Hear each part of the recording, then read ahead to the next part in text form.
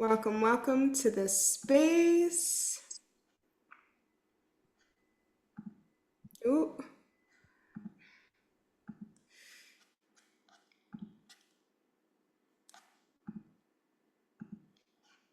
We're going to give everyone a few moments just to join. Let's see. Feel free to use the chat and let me know where you're tuning in from. Welcome, welcome. Feel free to turn on your video so we can all connect in this space, see your beautiful face.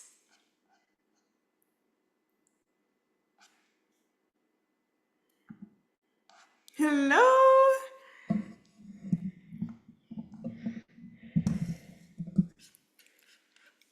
Hello, Marlena, Neha. Oh, Christy. Rachel, welcome. Maria, hello, hello.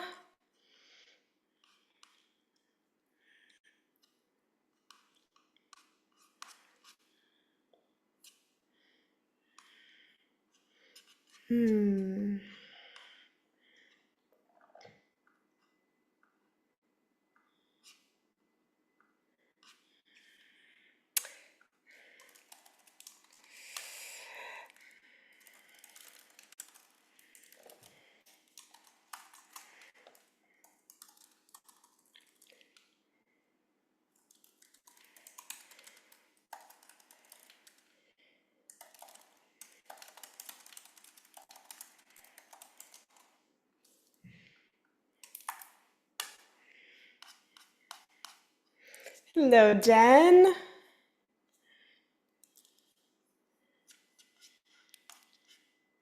And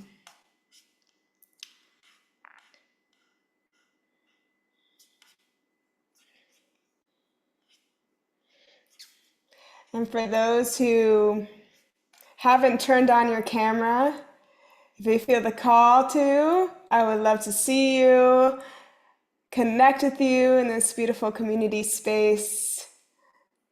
Hello, Jen. So beautiful to see you in this space.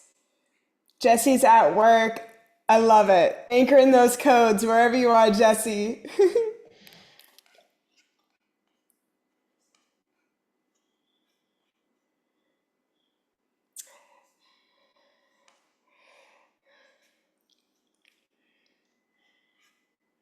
There should be a button somewhere, Jennifer. If anyone has precise instructions for Jennifer, please use the chat and let her know.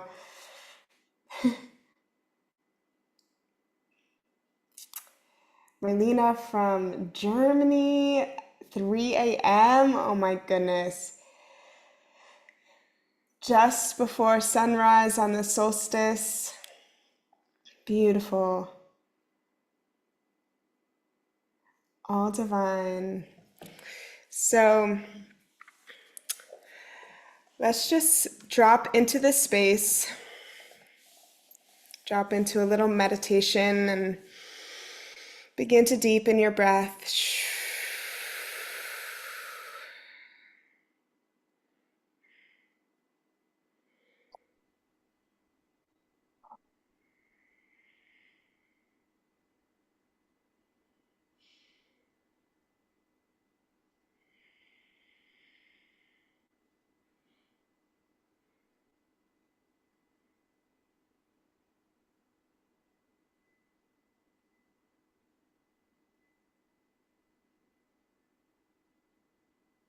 Taking a deep breath in.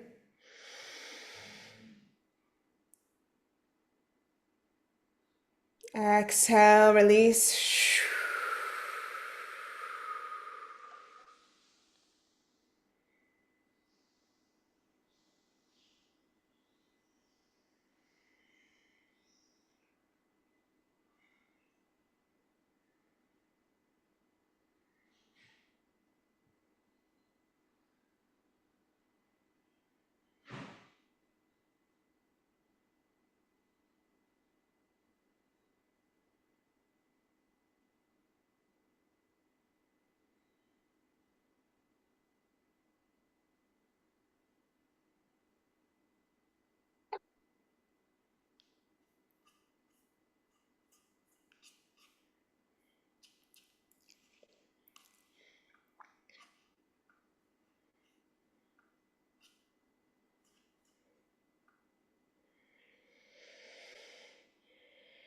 Deepening the breath and really allowing that heart to expand with every breath. Letting go of the day.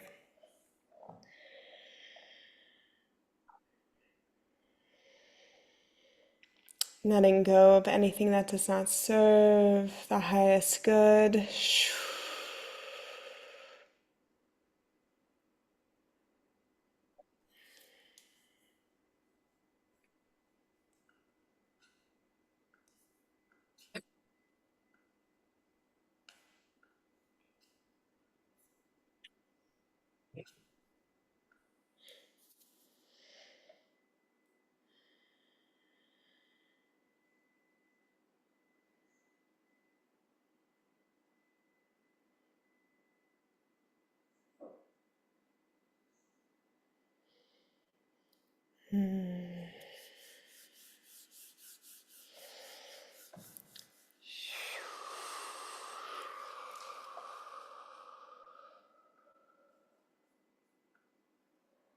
All right, family. Well, welcome to this space. Thank you for taking the time to show up and to learn a little bit more about how to work with crystal grids to amplify our prayers.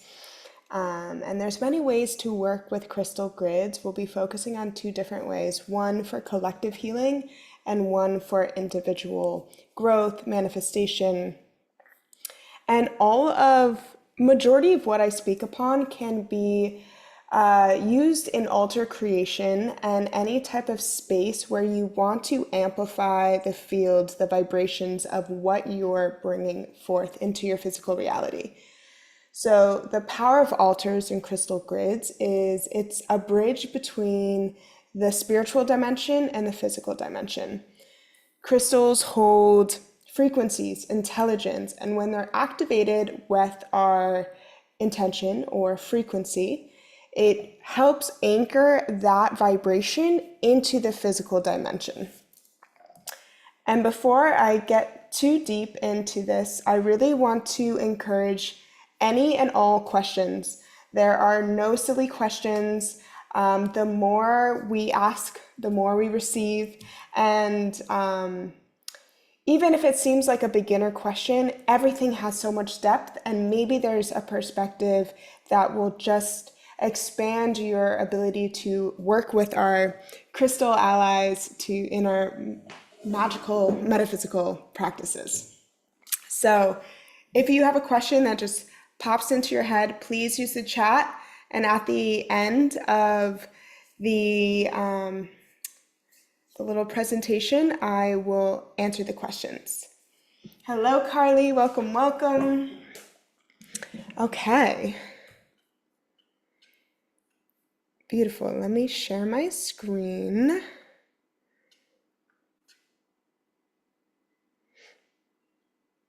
So,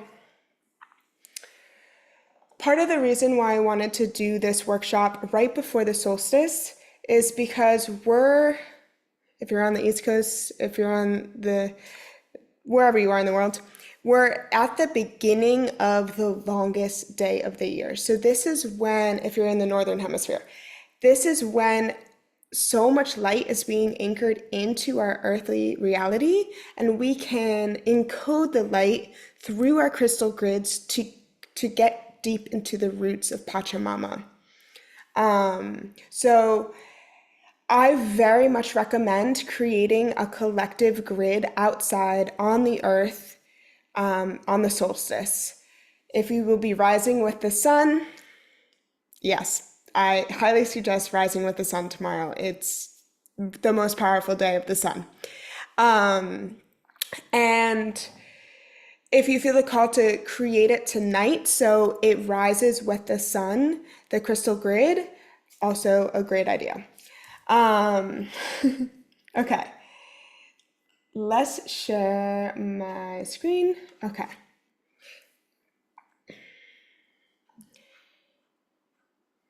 So there are many there are many ways to work with grids, and when we work with crystals that we seed with an intention and put them straight into Gaia, it pierces through the physical dimension and creates a profound ripple effect in that space. Sometimes at the base of a tree, a crystal grid is really powerful because the tree and the crystal merge and will support in anchoring in those frequencies through the mycelium network. But wherever you have access to outdoor space that is private or not private, you can also create a grid for the collective and leave it and just see what happens. I like to leave crystals all over the place as an offering to the collective, but use your discernment of where you want to use and work with Gaia for this crystal grid process. Ask Gaia. Perhaps there's a tree that you connect to and that really knows your spirit that can work with you. Ask the land to show you where a powerful place to create this grid and this altar for the collective is. And then if you're working in your internal space and creating a grid for yourself, this is a space that doesn't have a lot of eyes. You want this to be sacred and just for you. So, yeah. Alrighty, let's get down. Let's get down to business. All right, so we all know that there are so many different crystals. They all connect to different chakras. They all have different healing and metaphysical properties.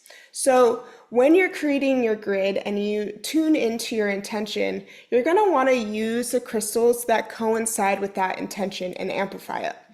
So the community chat is a great place for now and the future if you need crystal guidance. Sometimes we're gifted crystals and we're like, what is this? That's a space for some identification so you can deepen your understanding of working with the spirit of these allies. So something that is very important with working with crystals, because they are amplifiers of energy or they release negative energy, crystals need to be cleansed. Just like our physical body, the more you cleanse your crystal, the more pure and the more powerful they will become. So there are a few different ways to cleanse crystals. An easy way is literally to create a bath for your crystals. I know that sounds wild. I do it. I literally create a bath for my crystals. I put flowers in it. I say a prayer and I let them soak. So that's one way to work with cleansing crystals. If you're going to the beach and you feel the call to work with the ocean in cleansing a crystal, crystals and the ocean is very powerful. So one very important note about cleansing crystals in water, and this is why the identifications of crystals is so important, because they're all minerals. They all have different hardness. So a good rule of thumb is if a crystal ends in ITE, like what do I say here? Selenite, malachite, azurite, fluorite, preonite, etc. Those are water soluble. So that means a little bit of them dissolve in water. So it's best to use smoke or selenite in cleansing those crystals. And that's just as powerful. Even just an intention alone and a snap of the finger can cleanse a crystal. The deeper the ritual is, the more profound the energy around it is. So the more you cleanse your crystal, the more cleansed it is. But also, you can do something simple. We don't all have time to draw a bath for our crystals every full moon. So that's a powerful way. Smudging, I would suggest using cleansing herbs, which is mainly the most popular ones, obviously sage. Sage is easy to find. And a little tidbit about sage, it is best to When you're doing small cleansings, it's best to piece a sage bundle apart. And you're gonna wanna burn one piece of sage per cleansing. And that keeps the cleansing very pure. When you have a big smudge and you start it and end it and start it and ending, it's a cycle of cleansing. So the last place that you cleansed is going to be cleansing during the process of whatever you're cleansing. Does that make sense? So when you use a piece of sage that hasn't been burned before, it is specifically designed and allocated for that cleansing purpose. If that makes sense. Cool. Palo Santo is not as powerful as a cleansing. It's more of an uplifting or an amplifying herb. So I would suggest sage or copal. And copal you can get in incense or as resin. I use resin. And like all things, when you ask the spirit of the plant to co-create with you in your ceremony, it will become more potent. It will become more interactive and co-creative. So when working with sage, tuning into the spirit of sage, thanking sage before you light it will bring the spirit of sage into the space to assist in the cleansing process. And something that's magical about sage is it's actually grows as an invasive plant, so its spirit goes where it's needed to go. It wants to do its medicine work. It wants to cleanse and grow and clear. So sage is very powerful. And then selenite. We are all familiar with selenite. So selenite is, I describe it as sage in crystal form. It's very powerful in cleansing energy and purifying a space. I literally carry selenite everywhere I go because it's just, it's just like, go walk around the city, got some selenite, purifying the energy everywhere we go. So when cleansing with selenite, tuning in to the crystal. If anyone here practices Reiki, you can even feel perhaps somewhere in the crystal where a little cleansing could be more supportive, and just really being present with the cleansing and visualizing as you cleanse the energy release and purify. All right.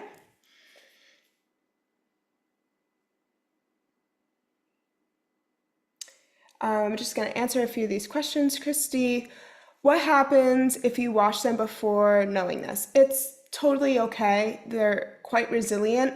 They may just, they're just water soluble, so they may dissolve a little bit, but nothing happens other than that. And when things like that happen, I always like to look at it from the perspective like, I didn't know for a reason. Maybe that crystal needed to be with water. Maybe it missed water, and while it may degrade like physically, maybe spiritually, it activated more. So trust in the way that you were guided and the whole magic of it. Okay, is there a reason why? So crystals ending in ITE are below 6 on the Mohs hardness scale. So that's that's the scientific reason. Can we put in anywhere outside? For the altar outside, anywhere works. I recommend it having as much sun as possible for this grid for the solstice. But again, connect to the land, connect to the space that is co-creating with you, and ask the space.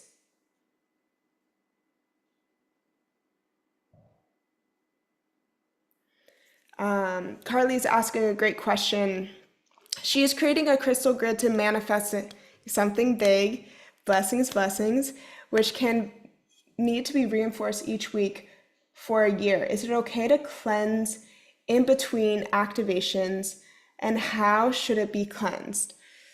For something like that, I would keep the grid physically intact for the duration of the manifestation, and I would utilize sage. And whenever you feel the call to amplify the portal, to use sage, and to, in turn, when we go counterclockwise with any of our ritualistic practices, this is a releasing counterclockwise. So you can release perhaps a limitation that came in the course of the manifestation, something, a subconscious belief that no longer serves, whatever it may be, cleansing that out of the space, and then going clockwise and anchoring in more frequencies, amplifying that which is going to be supportive in your manifestation. Cool. All right. We are going to continue. Yeah, keep your questions coming. So, finding your space. So for me, for this solstice, I have access. I'm in Brooklyn, so I'm in the city environment. I don't have my own backyard with a nice tree, but I do have access to a roof. So I am setting my grid up tonight and waking up with the sun and honing into this grid up on the roof as I'm doing a global meditation with it. So it's very much anchored into my collective prayer. And then sometime later that day, I'm going to do a ritual with a tree and some crystals and leave them.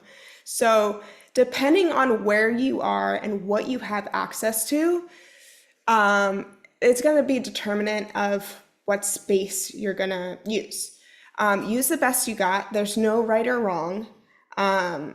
But for me, with this grid, I wanted to have all of the sun.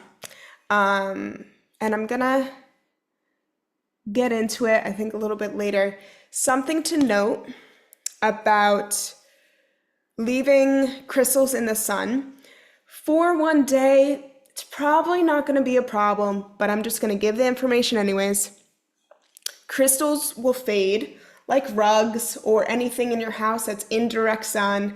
They can fade after like a lot of exposure to the sun.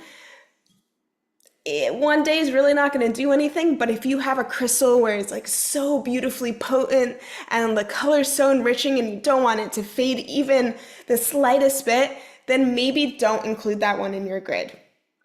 But like I said, one day really is not going to make a big difference. But in general, for crystals that you don't want to fade, keep them out of the sun. Yes. So for a collective grid, outside, on the earth, in the collective field, for your individual grid, some place that has access to sun, but it's just for you. And then,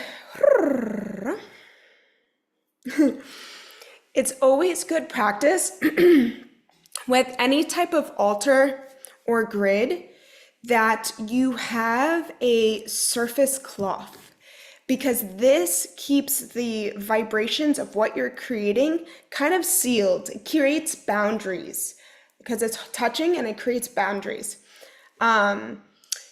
Another thing that I do if I just want to put my crystals and create a grid like on my kitchen table, or I have crystal grids everywhere, is I'll use Florida water.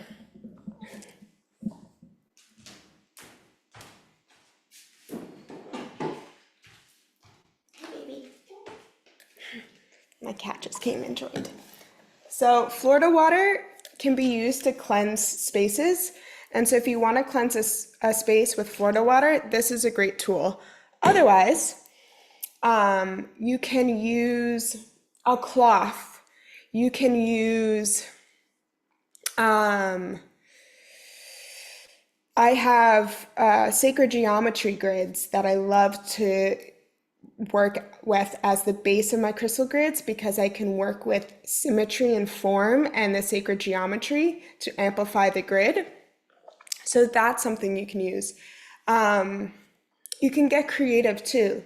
What is on the bottom of your grid is holding the space of your grid. It's the net. It's the hands holding the offering of the sacred grid. Um, yes. So once you've found your space, before you start laying your crystals, you're gonna want to clear the space just as you did with the crystals, maybe incense. If calling in the directions is part of your practice, anything that's any sort of invocation practice with creating these spaces will amplify the seen and unseen forces in co-creating with this space.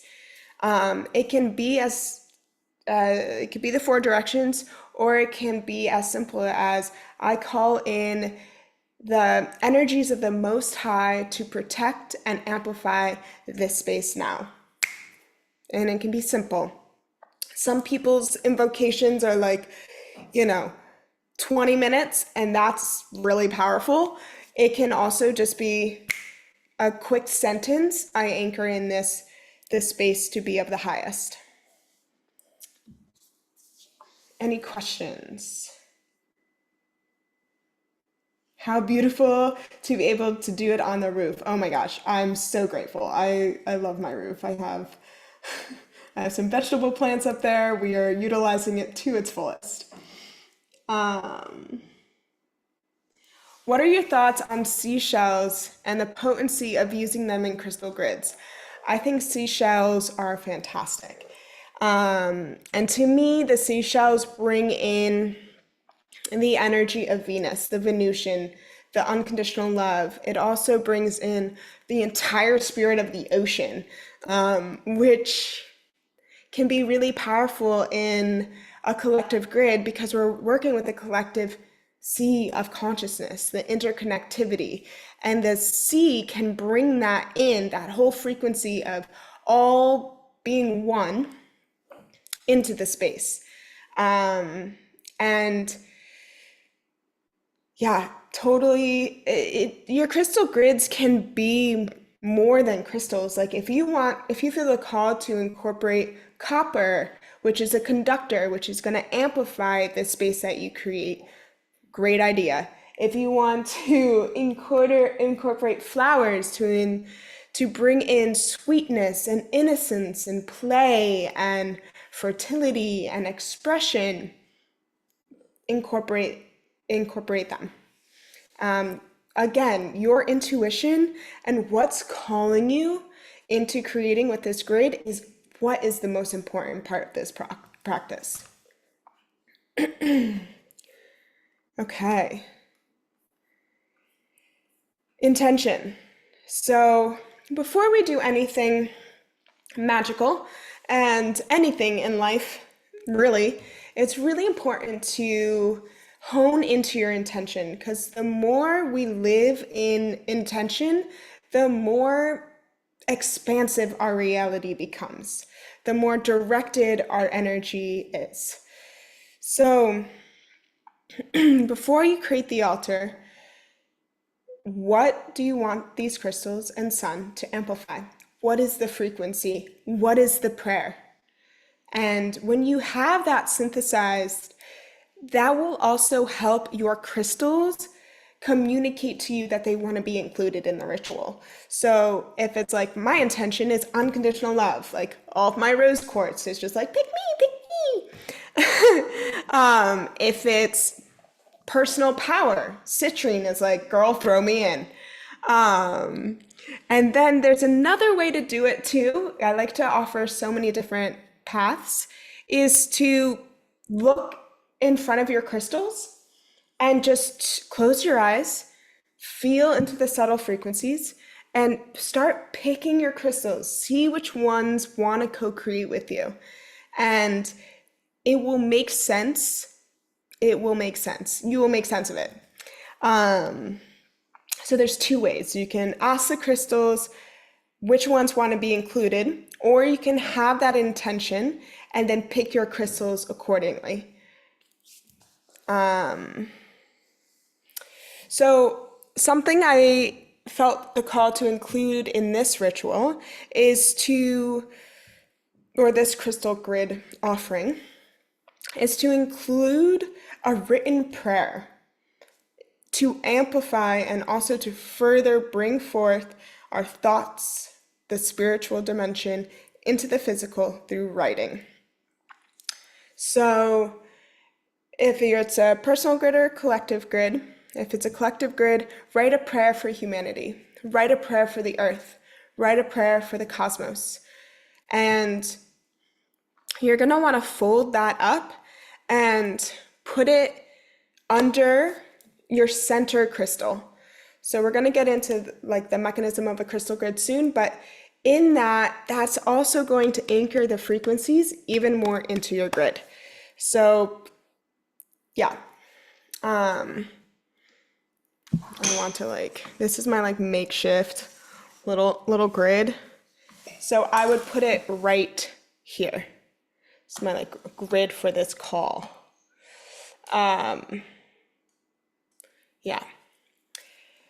So, and then if you're doing a grid on the earth, I would suggest maybe bring in a spoon or a little shovel and digging a little hole in the earth. Ask the earth, I'm sure she'll love that.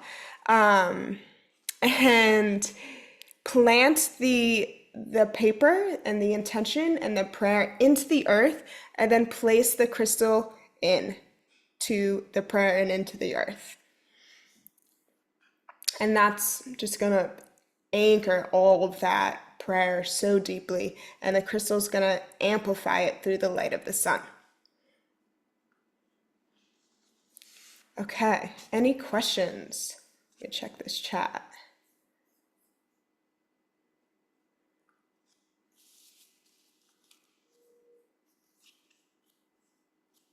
All right.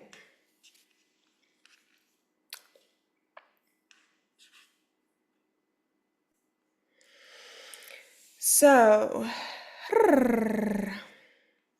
this is something very fun, and I think that gets overlooked in these practices.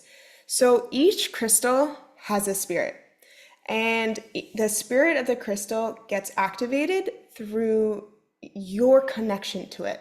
And your connection to it is going to be unique to you. But taking time to connect to the individual frequency, the individual expression of each crystal is going to allow this crystal spirit to be seen, to be appreciated, and it's going to co-create. So something that has been so pivotal on my journey and understanding the subtle energy fields is understanding the frequency signatures of crystals. Because once you start feeling like this crystal has a completely different energy than this crystal, it's your ability to feel the subtle energy fields is just going to expand so much. So with the crystals that you're including in your grid, take a moment to meditate, to tune into the crystal, to feel their presence.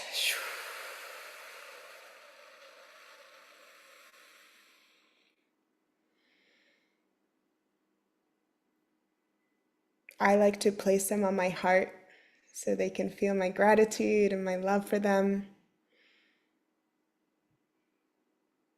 And it's very cool to feel the heartbeat through the crystal into your hand. Just gonna say, try it out sometimes. And once that intimate connection with the crystal begins, I sing to my crystals. And it could be like a home blowing on your crystals can activate the spirit. Breath is spirit, ether is spirit, so you can utilize your spirit to connect to the spirit of the crystal to create this merge and this co-creative energy, because these are our allies. They're helping us. They're helping us in the seen and unseen. And the more we merge with them and connect with them, the more of an ally they become. They're like any relationship. It takes a little bit of time, it takes a little bit of communication. You know, sometimes like this crystal doesn't like to be over there, and sometimes this crystal likes to be over here. And you're like, okay, I'm gonna listen to you. Sometimes this crystal's like, I want to go to this friend's house, and you're like, So once you create that intimate connection with the crystal, they start activating more. So breath, voice, song, heartbeat, connect, thank the crystal. And in your, you all are gonna have access to this sheet here. There's a little guided crystal activation. Yeah, and they'll activate more and more just the way you work with them and care for them. The more you wash and cleanse them, the more they're gonna be appreciative of being cared for being felt as a spirit and not just a rock. Like, obviously, rocks are great. They're all rocks, but you know what I'm saying. Um, okay, let's see. I see this chat. How often should crystals be cleansed on average? That's a great question. Great. And again, listen to the crystal. Full moons are a great way to cleanse crystals. So if you wanted to do once a month, that'd be really great. I don't do that. I mean, I wish I like, but there'll be times where I'll pick a crystal and I want to utilize it into a prayer and ritual, and they're like, okay, it's time to cleanse you. There's some full moons where it's a super full moon and all my crystals are like, cleanse me, and I'll cleanse. I don't personally have a routine. I just don't operate like that. But if you're a structured person and like routine, the full moon is a great way to cleanse and release. And yeah, they'll start the more you cleanse them. If you haven't cleanse them, and then they'll start ask the crystal, be like, tell me when you need to be cleansed. Like, I need that communication from you. And they'll let you know. But I would say, like, I probably will do a full cleanse. I would say, I don't know. Honestly, I really don't. But like every 6 months is great. But again, depends on how much you're working with them, what you're doing with them. If they're just like kind of stagnant in your house, connect with them more, and they'll communicate. Yeah. And there's ways of just like weaving the cleansing throughout your day and throughout your ritual and throughout your practice, that it doesn't have to be like a big cleansing ritual. Like, it can be throughout the day and integrated within your life. And that's kind of how I've operated. Like, when I cleanse my house, which happens every other day. I'll go to the crystals and I'll be like, I'll cleanse everything. So there's that way to do it. So when you clean your house, cleanse your crystals just with smoke, just with the incense. Do a quick little sweep and just say, thank you, I cleanse you. I think that answers your question. Okay, Carly, to activate your grid, I'm intending on chanting my intention. Is it okay to just hold the center master crystal for the grid? Then when done, changing place in the center of the grid. To activate your grid, I'm intending on chanting my intention. Is it okay just to hold the center? When done chanting. That works. That works. Carly, if you want to just encode the center crystal, that works. And then I would visualize, once you place that center crystal after you've chanted your intention to it, once you chant, and once you place it back into the center, be present with that process and see the light and see the intention connect to the other crystals and create the grid and the symmetry of your grid as you place it back down. Visualization is very powerful in these practices. Singing to them feels really, really good. Never thought of that before. Yeah, sing to them. Oh, yeah. So good.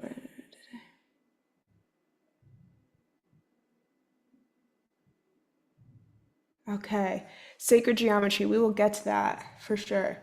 I really recommend getting crystal grids on Etsy. They're like etched out of wood by a laser, and it just will give you the lines and structures to create the symmetry.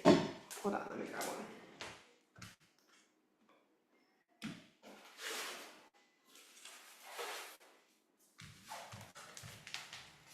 So for anyone who's joined my meditations on Instagram, I'm always using a grid.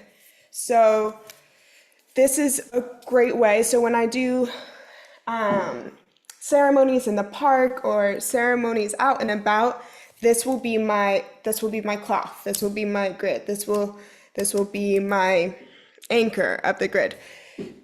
So when you're working with sacred geometry, like the Fibonacci sequence, like creation, everything like that creates, when you boil it down, it comes down to mathematics, and I'm not a mathematician, so I won't get into it. But working with symmetry activates those codes of creation, those just by placing it in line, in symmetry, in form. So that's why working with crystal grids is so powerful. And each sacred geometry holds a different intention and resonance. So this is the flower of life, creation. When I work with the flower of life, my intention is really earth-based prayers, because that's what the flower of life really represents to me, is earth-based creation, earth magic, collective earth magic too, like not just like Pachamama, humanity. So that's this. And then I have a seed of life, which feels more cosmic.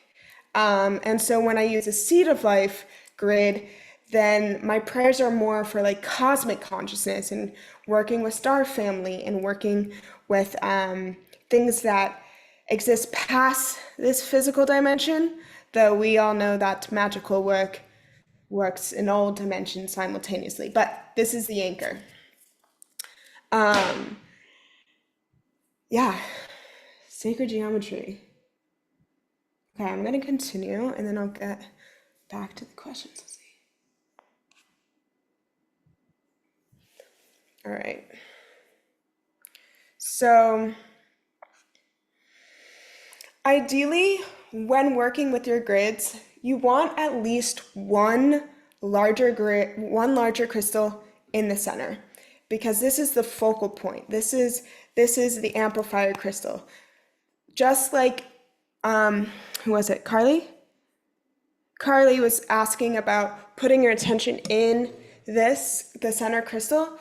The center point of anything, it just is, it is the anchor. And then the crystals around the center are the amplifiers, are the assisters in bringing the intentions that are encoded in the crystal out.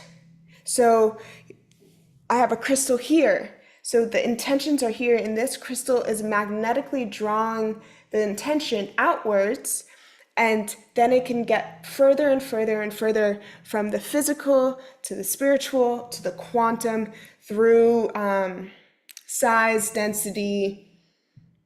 You get it? But this, just because they're small does not mean they're not as mighty. But working with size and symmetry in this fashion is very powerful.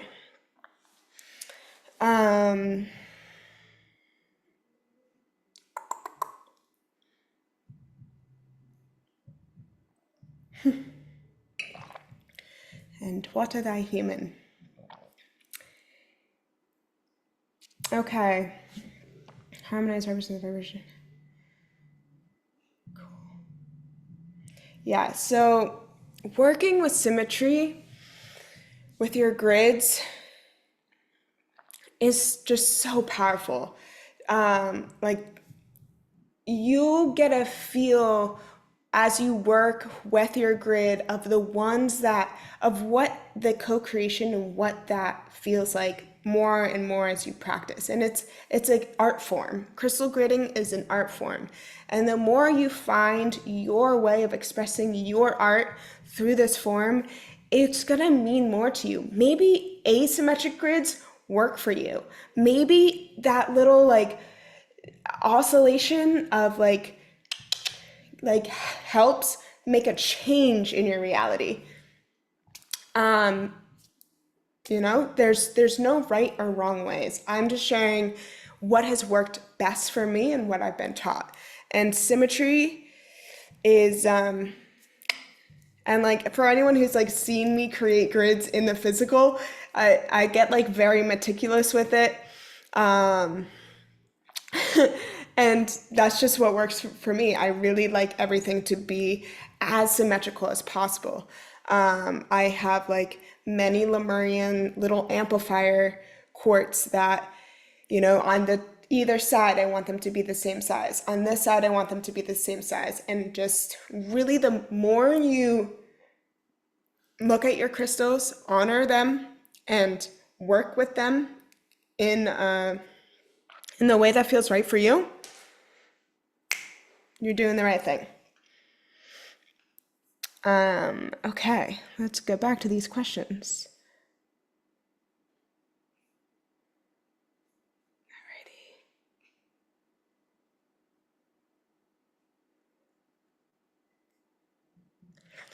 Are there specific crystals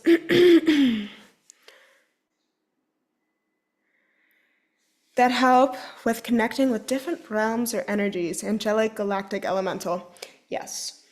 Jaspers, great for elemental. I'm just going to do a quick little do because the mineral realm is extensive. And again, come to the community chat and we'll talk more about specific crystals, how to work with them. And you can show me your grid and we can just like have more of a back and forth. Okay, angelic, apophyllite. I'm just going to give one crystal for each realm. Apophyllite for angelic, galactic, astrophyllite, and also phenakite. I said one, and here she is. And then elemental, all jaspers. The jaspers, there's so many jaspers. That's like a subcategory of crystals, and they are very, very elemental in all different forms. There are red jasper, moss jasper, Dalmatian jasper, ocean jasper. There's so much jasper. So that's very elemental. Great. Okay. So once your entire grid is set, I like to do Reiki on my grid and really visualize the light emanating out of the crystal and creating a morphogenic field within my physical reality. And really like even envisioning a toroidal field. So a toroidal field is when energy is circulating upwards and downwards simultaneously. And the earth is a toroidal field. So when we activate the toroidal field of a grid, it starts like when something is very powerful, like when a grid is really powerful, viscerally, physically, and auditorily, I will hear it be like, whoa, whoa, whoa, whoa, whoa. So that's like this oscillation and this energy of don't have a word for it, but that. So once it's set, breathing in, and now you're activating the co-creative space of it, all of it simultaneously.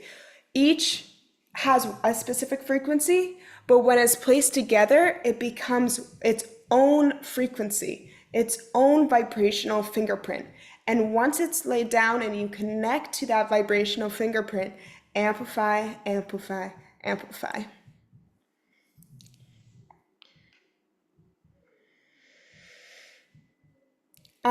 So for crystal grids, there's always intelligence of how long the grid stays open.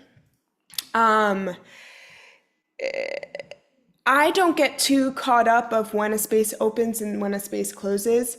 If it feels like a space should close right after my prayer, I'll close it. But with grids, I'd like to set the space and let the energy flow like a fountain from it. So majority of my crystal grids, I don't know, they vary. So ask the grid how long it wants to stay. If it doesn't give an answer, maybe it's the next full or new moon. And if it's for an individual manifestation, it's like a vision board. The more you come to it, the more you pray to it, the more you're bringing forth those intentions into your life. Hi, baby. Yeah. Hi. Want to come up? I don't know if you can hear my cat, but my cat is meowing. So for this grid, when I was tuning in, I felt that I wanted to keep the grid for the solstice, charge the crystals for the solstice, then bring it inside. Because it's outside and it's in the sun, I don't want my crystals in the sun for too long. So I'm mainly going to do it from sunrise to sunset tomorrow because it's for the solstice. And like I said, all grids are different. The intention may be different. Trust your intuition.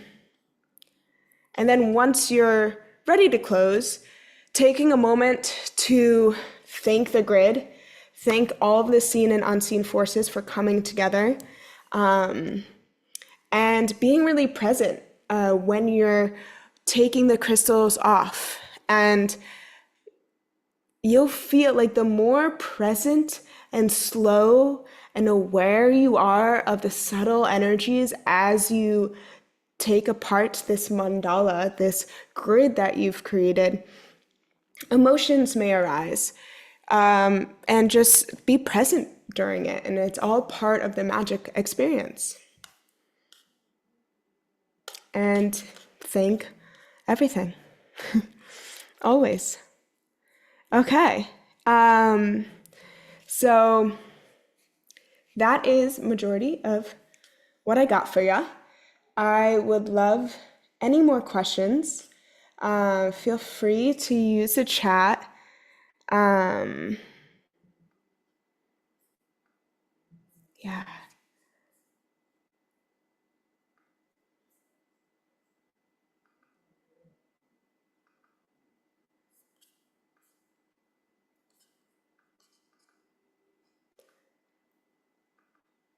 And here's 3 examples that I have. And again, the community chat, which you guys all have access to, is a great space to just share pictures, get inspired by each other's grids, learn more about the specific crystals you're working with. I would love to see them on the earth. And yeah, any other questions? Let's see if I can share this screen. Okay. Here is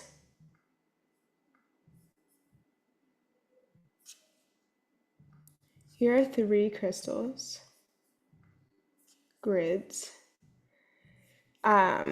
They all have such different energy. This was the center crystal grid. I think this is my first crystal grid ever. This sweet little, almost, oh my gosh. so many years ago, almost 8 years ago, 9 years ago.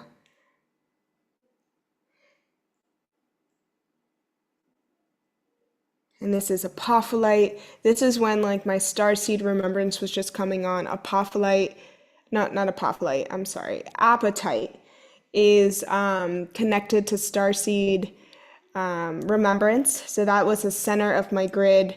Then I had two little amethysts going to these two big amethysts to anchor in peace. This is a terminated. What is it? That's not the right word. Rutilated quartz, which is clear quartz with black in it. And to me, this represents duality and the strength to pierce through darkness and hold the light. And then I had four pieces of selenite, no, two clear quartzes to the left and the right, two selenite. This is a green kyanite, which is the stone of happiness, heart chakra. And then these two stones, aventurine, also to carry out the heart resonance on this side. And then I think these are two more rutilated. So, and this is green, so working with the heart for transmutation. And this is clear quartz, so working with the spirit for transmutation. And then I have a citrine right here to bring in that yang energy.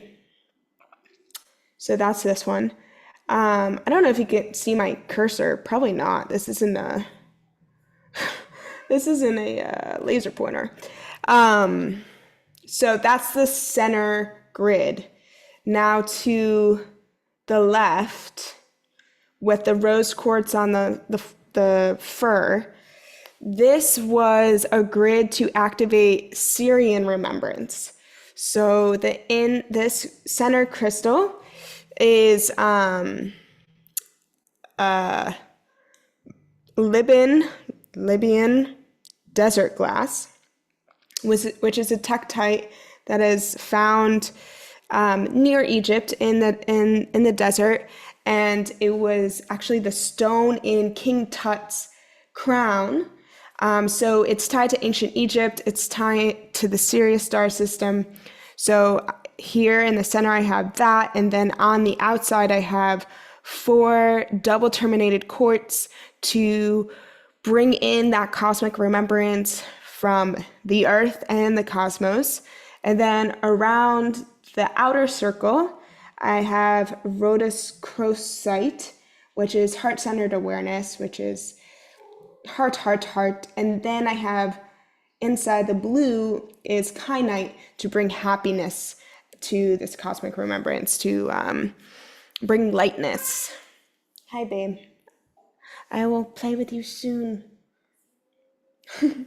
And then to the right, the Sri Yantra represents unity consciousness as well. The Sri Yantra is such a very powerful sacred geometry in India. And to me, it represents the interconnectivity as above, so below.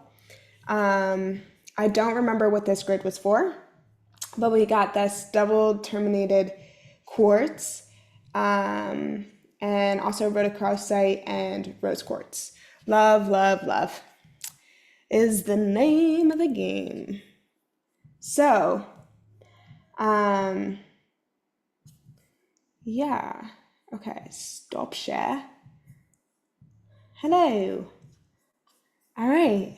Anyone, there's a lot of information really fast in an hour, so thank you for keeping up. Again, any questions, please ask. All questions are so good because we all deepen our awareness and understanding. We're all on the path of students of the mineral kingdom. I'm just sharing what I've discovered along my journey, and I'm sure some others have wisdom here. So ask a question, and yeah, just love to answer them. And an announcement that I have a retreat coming up in Mount Shasta for Lionsgate. So if this type of work is interesting to you and you want to do all of the magical things on Mount Shasta. I've seen some of the most powerful UFO sightings on Mount Shasta. We're going to be working with Telos, the ancient Lemurian civilization in Mount Shasta. It's a very powerful 5-day retreat. I have an amazing chef coming, sound journeys, light language activations, ancestral connection. So if this is something that sounds exciting to you, if you want to celebrate life with soul family as Sirius rises in the night sky, I would love to have you. We'll be doing past life regression and cosmic remembrance, telepathy experiences, super potent. Katie will be there. And so yeah, that is available and I have a few spaces left. So if you feel the call to come, I'd love to hop on a call and see if the space is right for you. And tomorrow at 5:30 a.m. Eastern Standard Time, I'm doing a global meditation on Instagram. So would love to see you there. And again, use the community chat. I want to see all of your grids. The idea of this gathering was to plant the seed, to get light workers and starseeds creating these crystal grids for the solstice, for collective prayer all together. So in community, we can amplify these prayers into the collective ether. So yeah, any last questions? Any recommendations for doing grid work to activate a specific site remotely? Oh, girl, that's a whole different webinar. Send me a DM. Where's the community chat? I'll send it in this chat for that chat. Let's see.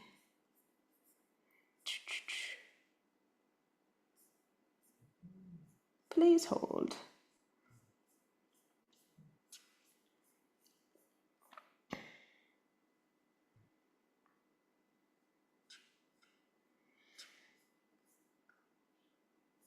All right, here it is. WhatsApp. Zoom. Oh, look at this. Jacqueline. Beautiful. Wow. Oh my gosh. With the rose petals, this is stunning. What's the stone in the center with the copper amplifying it? Beautiful grid, sister. I Wow. don't know, actually, if you could tell me what this one is. Can you send me a closer picture of it? Yeah, let me just come on the video real quick. Hang on. Let me figure this thing out.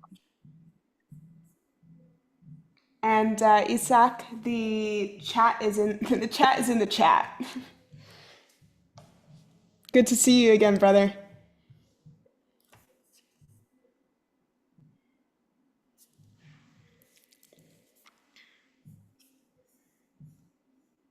All right.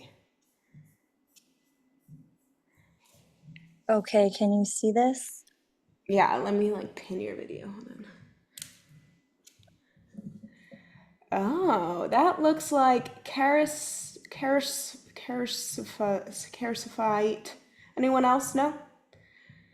What's I can't pronounce this crystal every time it gets me. I have so much of it and I love it so much and I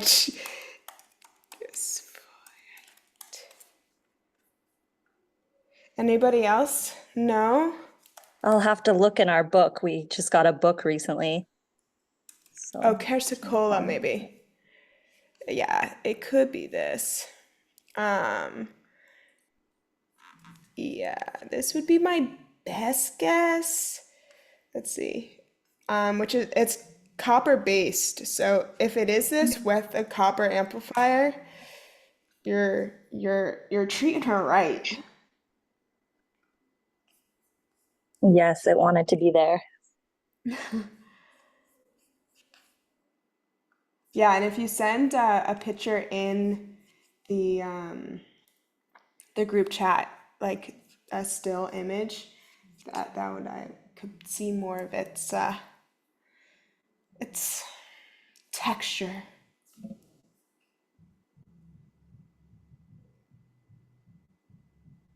Okay, I'll send one now. I actually have another crystal Oh, I'd love to send a photo of if you know what it is. So I'll try to get those in real quick before you end. okay, beautiful. Yeah, part of my favorite pastime is just quizzing myself in my mineral knowledge. Um, I am a rock nerd, always have been. Um, and I also don't know a lot. And the rocks keep presenting themselves to me, and there's more and more to learn every day. So, yes, let's just close out this space with a sweet little meditation or just like 3 minutes, just tuning into the body, coming back to the self, allowing the integration of all of this wisdom and information to click in divine timing. And again, the more you practice and the more you work with crystals, the more you're gonna understand and feel into the subtle energy fields. They're so subtly different and but also so different. It's hard to explain. Okay, so this top one is fluorite. The slab one, which is absolutely stunning, and it's in your bathroom. Like, girl, your intuition is so good. Fluorite is means to flow in Latin. It's from the word flore, which means to flow. So having it near water is great. It doesn't like to be in water, but it likes to be near water. Perfect. Thank you. And I created this grid while you were speaking. So thank you so much for everything you shared. And when you were talking about putting crystals into nature, I was like remembering growing up as a kid and putting crystals in waterfalls. And it was like something we used to do. And it was just so, I don't know why we did that, but it was just so fun. We have like, they're hidden somewhere on Maui. If you guys go to waterfalls, look for crystals in the rocks. The A lot of devas of people. Yep, the devas Yeah. and the fairies are just forever giving you blessings by honoring them with those offerings. Thank you. Thank you for Of everything. course. Thank you, sister. All right, let's just drop into a quick meditation. And any further questions or crystal nerd identification, that chat is here to stay. It's not just gonna like go away. So feel free to use it as a resource and however is supportive in your journey.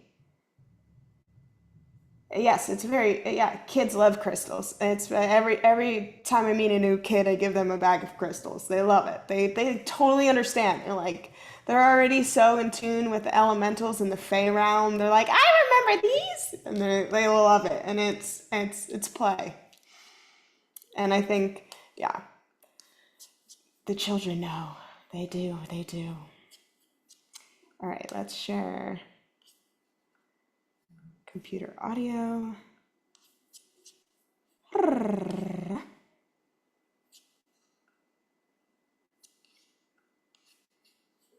Okay.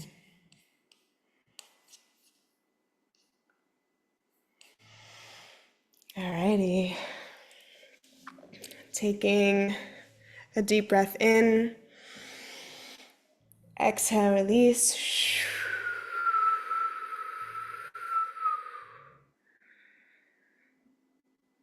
Just dropping into presence.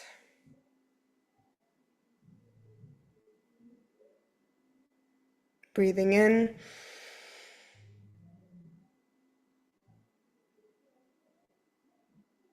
Exhale, release.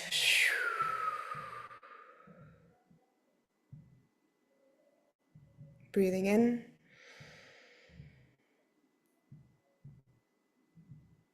Exhale, release.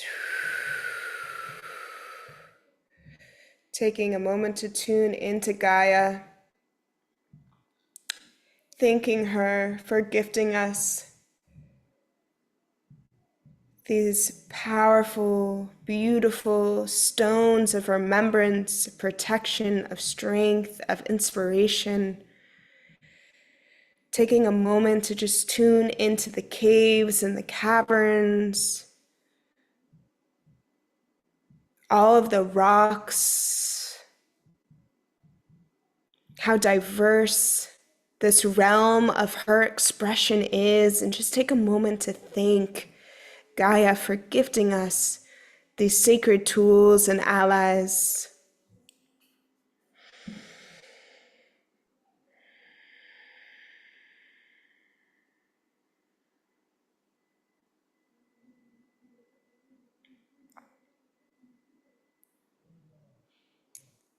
Perhaps seeing yourself in the middle of a crystal cavern deep within the earth, and opening up all of the cells within your body to receive the wisdom and the frequency and the energy of these pristine wisdom keepers.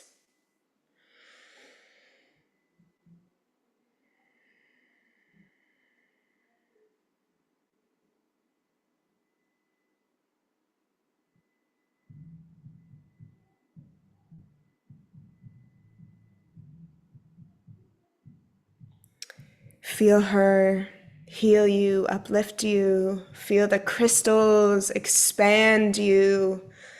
Feeling all of the cells within your body vibrating with her frequency.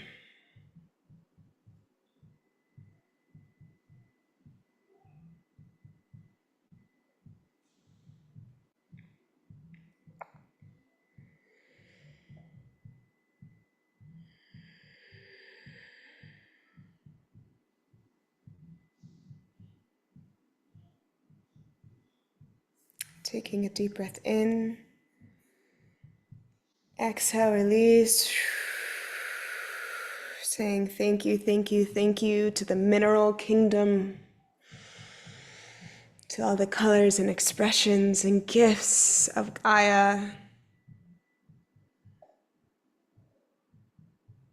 from the slate to the quartz, from the river rocks to the amethyst caverns, all sacred and divine and holy expressions of Gaia, each holding medicine, remembrance,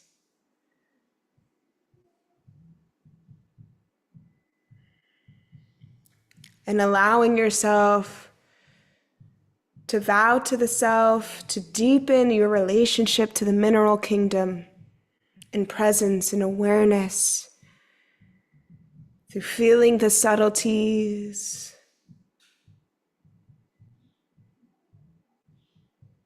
through honoring and reverence of these sacred expressions of our home planet.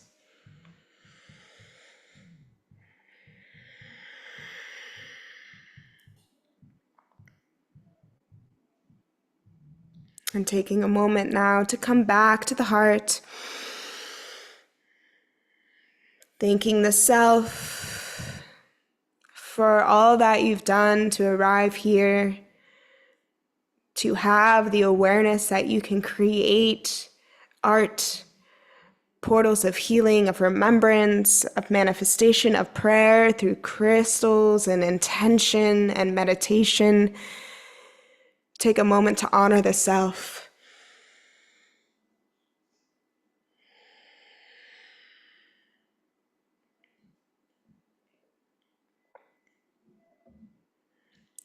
And may all that was shared today integrate within your reality and your practice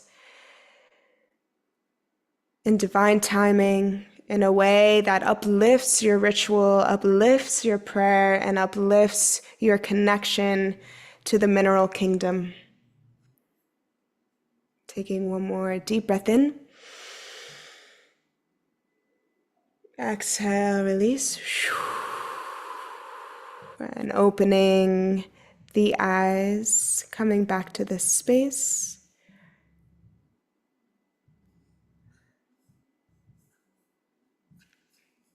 Thank you all for joining. And I will see you next time. And if you want to work one-on-one with me, or come to Mount Shasta, email me, message me, you know where to find me. Sending you all so much love. Happy solstice. Longest day of light is upon us. Charge up all the cells, all of the magic within your body and being. I love you all so much. Many, many blessings.